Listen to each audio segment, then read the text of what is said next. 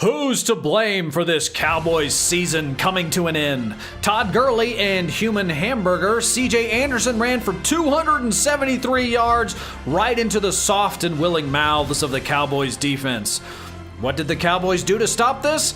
Absolutely nothing whatsoever. The game was over at halftime. The Cowboys only lost by 8, but it may as well have been a billion because when you're giving up 7 yards a carry to a player with 78% body fat percentage, it doesn't matter that your offense scored more points than it usually does.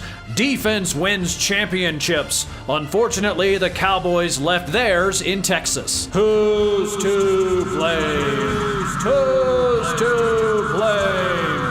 Who's to blame? This video is brought to you by MyBookie.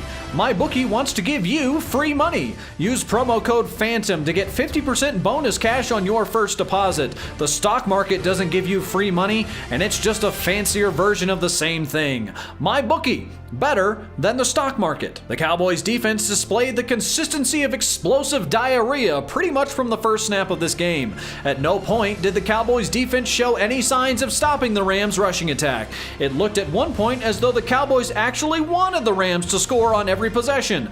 The Washington Generals have more respect for themselves than the Cowboys defense showed on Saturday. Offensively, the Cowboys tried to do the same thing the Rams did, establish a sound rushing attack, and boy did they, to the tune of 50 whole yards. The Cowboys offense is not only antiquated, it's wasteful. With Amari Cooper, Ezekiel Elliott, Dak Prescott, one of the best offensive lines in NFL history, and a pretty solid group of tight ends, there's no excuse for how putrid the Cowboys have been all season long.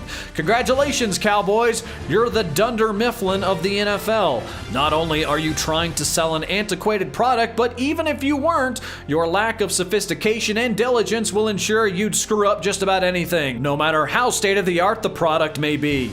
The Cowboys will of course meet all of these criticisms the way America's team demands, by doing absolutely nothing to fix the problem in the offseason, and then wait until the 9th game of next season to fire and or trade everyone away.